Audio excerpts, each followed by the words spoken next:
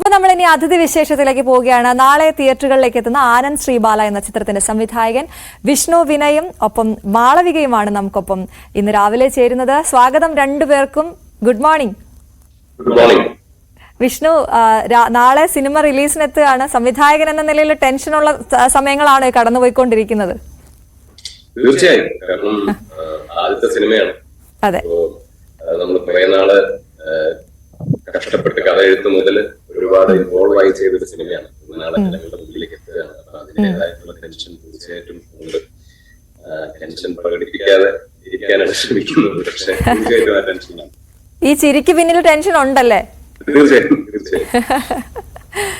Malavika, good morning. എങ്ങനെയാണ് കാണുന്നത് നാളെ സിനിമ തിയേറ്ററുകളിലേക്ക് എത്തുമ്പോ? എന്താണ്, എക്സൈറ്റ്മെന്റിലാണോ? നല്ല എക്സൈറ്റ്മെന്റ് ഉണ്ട്. ഓഡിയൻസ് എങ്ങനെ എടുക്കുമെന്ന് കാണാനുള്ള ഒരു ഇതുണ്ട്. ടെൻഷൻ എനിക്കില്ല, പക്ഷെ എക്സൈറ്റഡ്. എക്സൈറ്റഡ് ആണ്. രണ്ടുപേർക്കും രണ്ട് വികാരങ്ങളാണ്. അത് തന്നെ ആദ്യം നമുക്ക് കിട്ടി. വിഷ്ണു, പറയൂ, സിനിമയെ കുറിച്ച് പറയൂ. ആനന്ദ് ശ്രീബാല എന്താണ്, പ്രേക്ഷകർ എന്താണ് പ്രതീക്ഷിക്കേണ്ടത്? ആനന്ദ് ശ്രീബാല ഒരു ക്രൈം ഇൻവെസ്റ്റിഗേഷൻ ത്രില്ലറാണ്. നമ്മുടെ ടീസറിലും ട്രെയിലറിലും ഒക്കെ കണ്ടതുപോലെ തന്നെ അങ്ങനെ ഒരു സിനിമയാണ്. അതിനകത്ത് ഞങ്ങള് അവതരിപ്പിക്കുന്ന അല്ലെങ്കിൽ പ്രസന്റ് ചെയ്യുന്ന രീതിയിലുള്ള ഒരു പുതുമ എന്ന് പറയുന്നത് അർജുന അശോകന്റെ ക്യാരക്ടറിലാണ്. ആനന്ദ് ശ്രീബാല അവതരിപ്പിക്കുന്നത് അർജുന അശോകൻ. അപ്പൊ ആ ക്യാരക്ടറിലൂടെ സഞ്ചരിക്കുന്ന ഒരു സിനിമയാണ്. അപ്പൊ ആ ക്യാരക്ടറിന് ഒരു പുതുമയുണ്ട്. അദ്ദേഹത്തിന്റെ ജീവിതത്തിൽ അതിന് ചുറ്റും നിൽക്കുന്ന ആളുകൾക്കും ഒക്കെ ഒരു പുതുമയുണ്ട്. അതായിരിക്കും ഞങ്ങളുടെ ട്രീറ്റ്മെന്റിൽ ഞങ്ങൾ ഡിഫറൻ്റായിട്ട് ഞങ്ങൾ ചെയ്യാൻ ശ്രമിച്ചിരിക്കുന്നത്. അല്ലെങ്കിൽ ഇത് തുടക്കം തൊട്ട് അവസാനം ഒരു കേസ് അല്ലെങ്കിൽ കുറച്ച് ഇൻസിഡൻസ് അന്വേഷിച്ചു പോകുന്ന ഒരു രീതിയിലുള്ള സിനിമയാണ്. ഇത് എഴുതിയിരിക്കുന്ന അഭിലാഷ്. അതെ, അതും ഒരു ആകർഷണമാണ് ഞങ്ങൾ മലയാളികളെ സംബന്ധിച്ചിടത്തോളം, അല്ലെ? അഭിലാഷുമായിട്ടുള്ള ഒരു സംരംഭം എങ്ങനെയാ, അതിനെ കുറിച്ച് പറയുന്നത് എന്താണ്? അഭിലാഷിനെ കുറിച്ച്. അതെ, അഭിലാഷിനുള്ള മാളികപ്പുറം എന്ന് പറഞ്ഞ വലിയ വിജയത്തിന് ശേഷം എഴുതുന്ന സിനിമ ഇതാണ്. അഭിലാഷിന്റെ അഭിപ്രായത്തിൽ അഭിലാഷിന് ഏറ്റവും പ്രിയപ്പെട്ട, അദ്ദേഹം എഴുതിയ തിരക്കഥ ഏറ്റവും പ്രിയപ്പെട്ട ഒരു തിരക്കഥ എന്നുള്ള രീതിയിലാണ് പ്രസന്റ്. അതിനൊരു രസം ഇത് ആദ്യത്തെ ഒരു നോട്ട് പറഞ്ഞപ്പോൾ തന്നെ എനിക്കുണ്ടായിരുന്നു. പിന്നീട് ഞങ്ങള് ആ അഭിലാഷ് എഴുതിയ ഡ്രാഫ്റ്റിൽ ഞങ്ങൾ ഒരുമിച്ച് ഇരുന്നു. അത് കഴിഞ്ഞിട്ട് ഞങ്ങള് ഈ പറഞ്ഞാണ് പ്രൊഡ്യൂസറിന്റെ അടുത്തും ആക്ടറിന്റെ അടുത്തും ഡിസ്കസ് ചെയ്ത് ഒറ്റ മീറ്റിംഗിൽ തന്നെ ഇതെല്ലാം കൺഫേം ചെയ്ത് ഈ സിനിമ തുടങ്ങാൻ സാധിച്ചു. അപ്പൊ അങ്ങനെ ഒരു പോസിറ്റിവിറ്റി ഈ സിനിമയ്ക്കുണ്ട്. പിന്നെ അഭിലാഷിന്റെ കഴിഞ്ഞ സിനിമ വലിയ വിജയമായതുകൊണ്ട് തന്നെ അദ്ദേഹത്തിന്റെ അടുത്ത സിനിമ നോക്കിയിരിക്കുന്ന ഒരുപാട് പേരുണ്ട്. അത് ഞങ്ങളുടെ ഈ സിനിമയ്ക്ക് ഇതിനൊരു വിജയം സമ്മാനിക്കാൻ സഹായിക്കുമെന്നാണ് ഞങ്ങൾ. ശരി, അപ്പൊ ഞാൻ മാളവികയോട് ചോദിക്കുന്നത്, മാളവിക ഒരു പുതിയ സംവിധായകനാണ്. അപ്പൊ പുതിയ സംവിധായകൻ എങ്ങനെയുണ്ട് എന്ന് ആദ്യം ഞങ്ങൾ പ്രേക്ഷകര് പറയുന്നതിന് മുമ്പ് അത് അറിഞ്ഞ ആളുകൾ, നിങ്ങൾ അതിൽ അഭിനയിക്കുന്ന ആളുകളാണല്ലോ, എങ്ങനെയുണ്ടായിരുന്നു സംവിധായകൻ? എനിക്ക് I feel like he is very professional. ആരും അധികം കാര്യങ്ങളിലൊന്നും ഇടപെടാനൊന്നും പോയില്ല. പക്ഷെ ആളുടെ സെറ്റില്, ആളുടെ ഷോട്ടിന് മുന്നിൽ everybody should be like ready. നമ്മളങ്ങനെ പ്രഷർ ചെയ്യൊന്നുമില്ല, ഞാൻ പറയുന്ന പോലെ തന്നെ ചെയ്യണം, അങ്ങനെയൊന്നുമില്ല. നമ്മളായിട്ട് എന്തെങ്കിലും അതിൽ ഡിഫറെന്റ് ആയിട്ട് ചെയ്യുന്നുണ്ടെങ്കിൽ ഇഫ് യു ലൈക്ക് ഫീൽ ചെയ്ത എനിക്ക് ഇഷ്ടപ്പെട്ടു, ഇല്ലെങ്കിൽ പറയൂ, ഇല്ല നമുക്ക് ഇങ്ങനെ തന്നെ ചെയ്ത് നോക്കാം എന്ന് പറയും. സൈറ്റിലുള്ള ഡയറക്ടറിനൊപ്പം വർക്ക് ചെയ്യുമ്പോൾ അങ്ങനെ നമുക്കൊരു കംഫർട്ട് സ്പേസ് വരുമ്പോൾ നമുക്ക് കൂടുതൽ നന്നായിട്ട് വർക്ക് ചെയ്യാൻ പറ്റും. വിഷ്ണു, രാവിലെ ഇങ്ങനെ നമ്മളെ കുറിച്ച് നല്ല വാക്ക് കേൾക്കുമ്പോൾ ഒരു എനർജി കിട്ടുന്നില്ലേ? അതെ,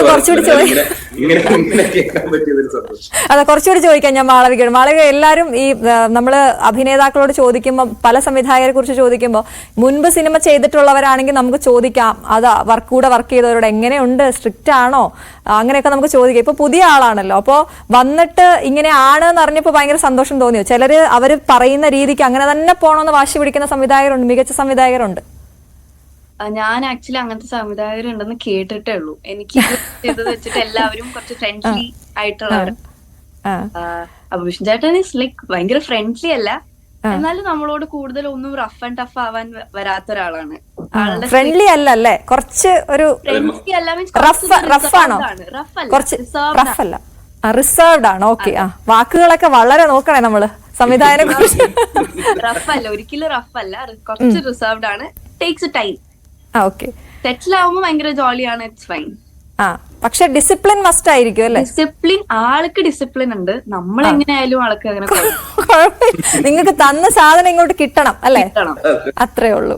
ഓക്കെ, എങ്ങനെ ക്യാരക്ടറിനെ കുറിച്ച് പറയൂ. സിനിമയിലേക്ക് വന്നത് എന്നെ കോൾ ചെയ്യുന്നത് അഭിലാഷ് ചേട്ടനാണ് ആക്ച്വലി. ഓക്കെ, എന്നിട്ട് പിന്നെ ഞങ്ങൾ പോയി മീറ്റ് ചെയ്തു ഞാൻ ഡയറക്ടറിനെ.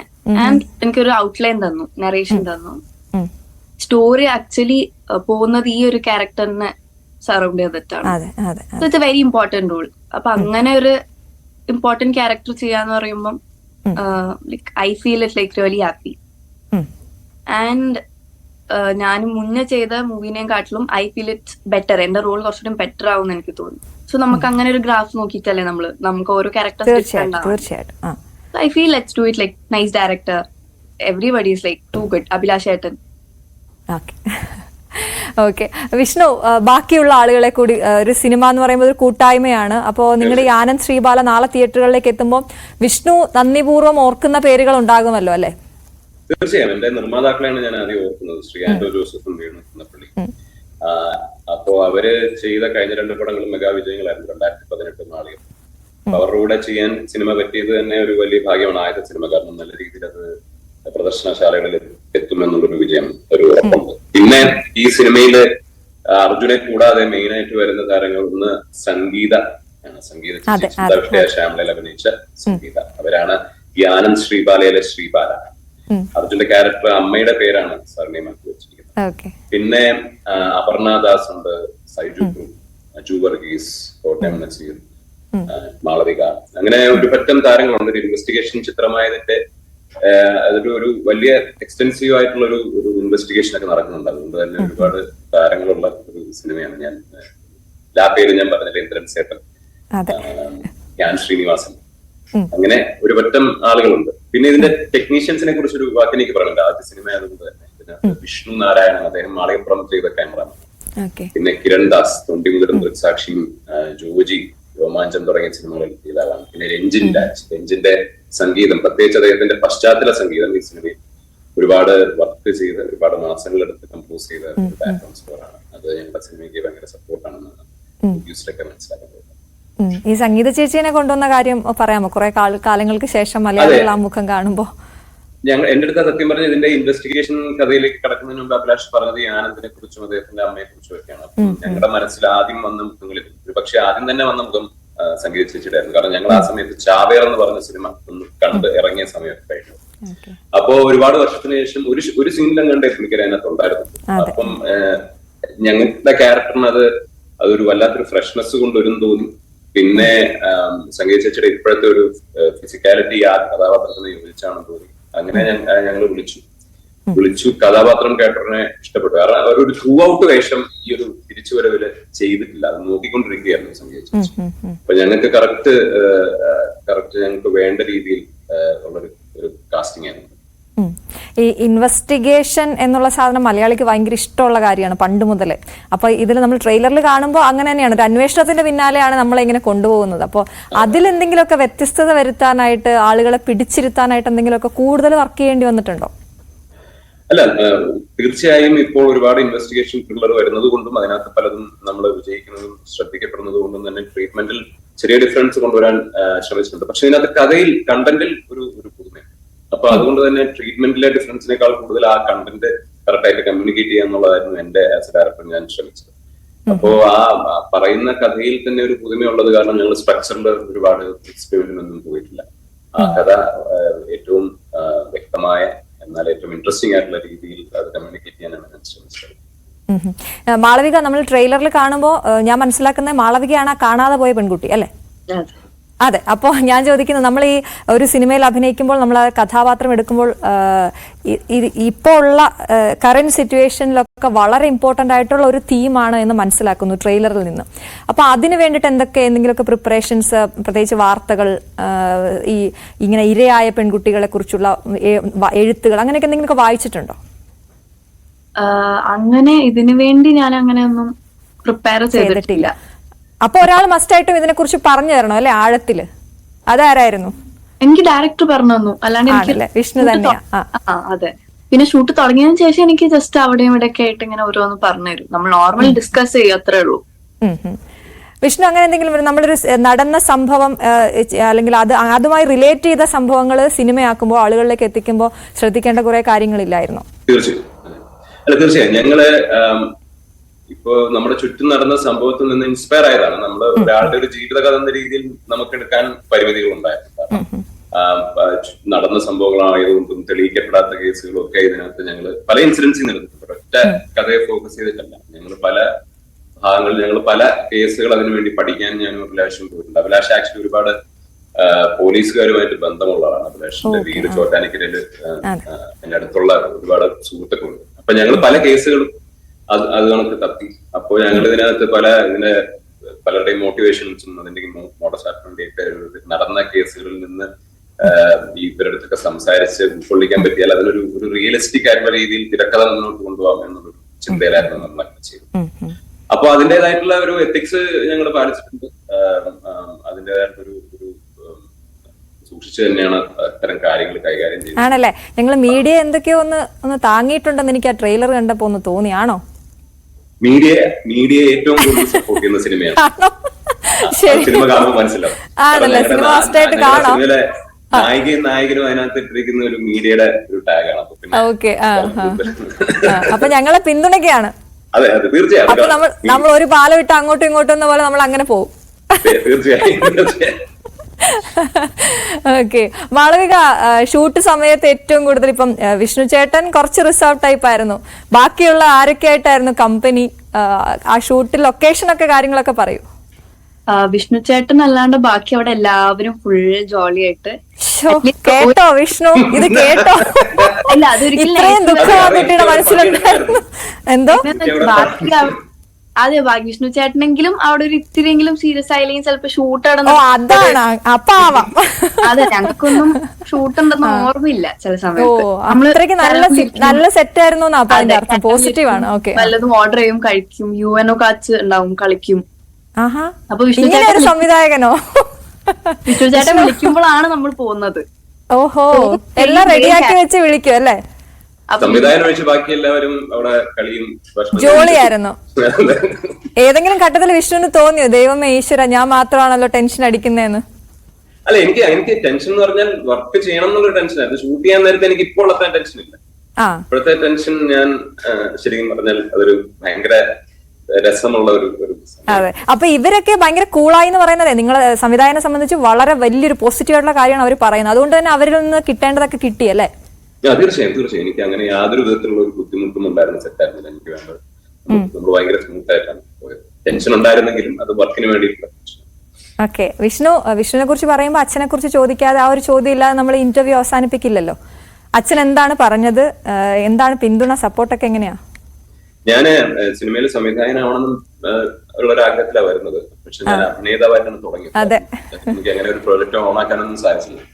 അപ്പൊ ഞാൻ അച്ഛന്റെ സിനിമയിലും ഒക്കെ ഉൾപ്പെടെ അഭിനയിച്ചിട്ടുണ്ട്. 19 നൂറ്റാണ്ടിലൊക്കെ അഭിനയിച്ചിട്ടുണ്ട്. അപ്പം ആൻഡോ ചേട്ടന്റെ അടുത്ത് ഞാൻ അഭിനയിക്കാൻ ചാൻസ് ചോദിച്ചിട്ടുണ്ട്. പക്ഷെ അദ്ദേഹം ഞങ്ങളുടെ കുറെ ഡിസ്കഷൻസിനൊക്കെ ചേർന്ന് ശേഷം എന്റെ അടുത്ത് സംവിധാനം ചെയ്തില്ലെന്നാണ് ചോദിച്ചത്. അപ്പൊ ഞാൻ അച്ഛന്റെ അടുത്ത് പറഞ്ഞു.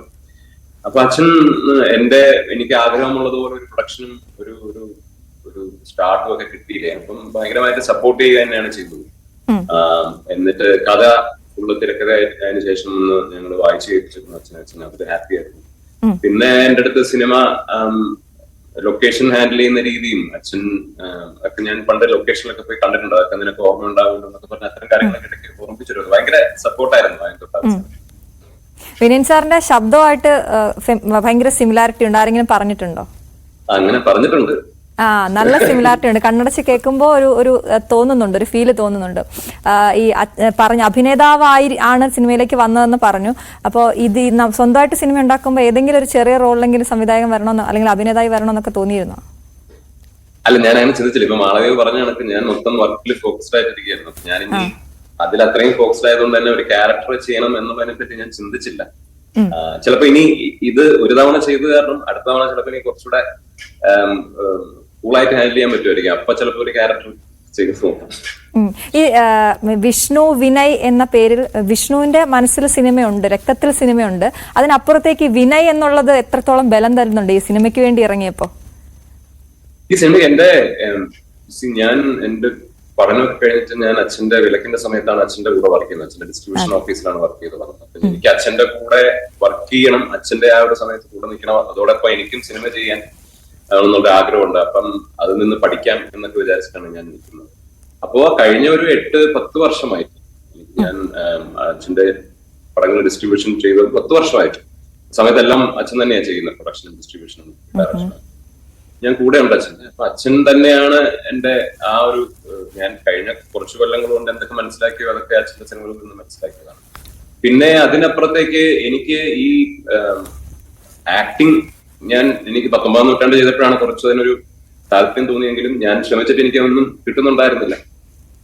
പക്ഷെ ഇപ്പോ ഇങ്ങനെ ഒരു ഓപ്പർച്യൂണിറ്റി വന്നത് ഞാൻ പ്രതീക്ഷിച്ചിരിക്കുന്ന സമയത്തല്ല. മാത്രമല്ല ഞാൻ പ്രതീക്ഷിച്ചതിനപ്പുറത്തേക്ക് ഒരു ഓപ്പർച്യൂണിറ്റിയാണ്. തീർച്ചയായിട്ടും അത് അച്ഛന്റെ ഒരു കൂടെ നിന്ന് അത്രയും കഴിഞ്ഞ കുറെ കൊല്ലത്തെ ഒരു അനുഭവം വെച്ചിട്ട് എനിക്കിതൊരു പോസിറ്റീവാക്കി മാറ്റാൻ കഴിഞ്ഞിട്ടുണ്ടെന്നാണ് ഞാൻ വിചാരിക്കുന്നത്. ഓക്കെ. മാളവിക മനോജ് എന്ന നടി ശ്രദ്ധിക്കപ്പെടും എന്നുള്ളൊരു സിനിമയാണ് നാളെ റിലീസ് ആവാനിരിക്കുന്നത്. അപ്പൊ ആ എക്സൈറ്റ്മെന്റിനൊപ്പം ഒരു കുഞ്ഞു ടെൻഷനൊക്കെ ഉണ്ടോ? അത് ടെൻഷൻ ഒട്ടും ഇല്ലാന്ന് പറഞ്ഞു. എങ്കിലും ഇനിയുള്ള സ്വപ്നം എന്താണ്? സിനിമയിലേക്കുള്ള വരവ് അതൊക്കെ ഒന്ന് പറയാമോ? ടെൻഷൻ എനിക്കില്ല. ഇല്ല, ഒട്ടും ഇല്ല. നല്ല എക്സൈറ്റഡ് ആണ്. ഞാൻ കണ്ടിട്ടില്ല, അപ്പൊ എനിക്കത് കാണാനുള്ള ഒരു എക്സൈറ്റ്മെന്റ് ഉണ്ട്. അതേപോലെ അത് ബാക്കിയുള്ളവർ കണ്ടിട്ട് അതിന്റെ ഒരു ഫീഡ്ബാക്ക് നമ്മൾ ചെയ്ത പടമോ നമുക്കത് ഉണ്ടാവില്ലേ. Very common. അല്ലാതെ മൂവീസ് എനിക്ക് ബെറ്റർ ആയിട്ട് ഇങ്ങനെ ചെയ്യണം, അത്രേ ഉള്ളൂ. ഓക്കെ. അപ്പൊ എന്തായാലും ആനന്ദ് ശ്രീബാലയ്ക്ക് രണ്ടുപേർക്കും നിങ്ങളുടെ എല്ലാ ക്രൂവിനും all the very best. Thank you ഞങ്ങൾക്ക് അതിഥിയായി എത്തിയതിന്. രാവിലെ ഇനി ഒരു ഇടവേളയാണ്. ഇടവേളയ്ക്ക് ശേഷം ഫാസ്റ്റ് ന്യൂസിൽ കൃഷ്ണേന്ദു ചേരും.